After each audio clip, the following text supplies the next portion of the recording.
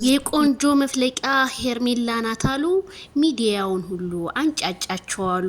ሰበር ዜና ቤተሰብዬ ላይክ ሸር ሰብስክራይብ እያደረጋችሁ ዜናችን እንደቀጠለ ነው ማለት ነው። የኛ እንቁ ሴት የኛ እንደው ምን ልበልሽ ነብር እኮ ነሽ፣ ነብር ማንም የማይደርስብሽ አንበሳ እኮ ነሽ ሄርሜላ ከረሜላዬ ማለት ነውና መልእክቷ ምን አለች?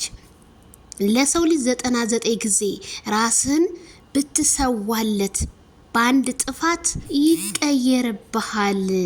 ፈጣሪ ግን 99 ጥፋት ብታጠፋ በአንድ ንስሐ ይቅር ይልሃል ብላለች። ኦፍ ኮርስ ፈጣሪና ሰው አንድ አይደለም ነገሩን ሄርሜላዬ።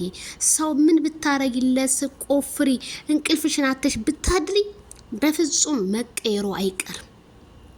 የማይቀየረው ፈጣሪ ብቻ ነው። ትክክል ብለሻል ሄርሜላዬ፣ በትክክል ብለሻል የኔ ቆንጆ።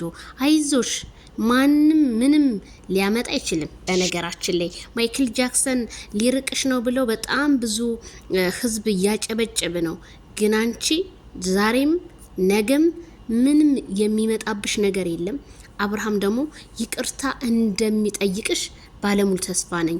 በትንሽ ነገርማ ልትከፊ ልታዝኒ አቺም። ማይክል ጃክሰን ይሄ መልእክት ላንተ ይድረስህ ማለት ነው፣ ይድረስህ።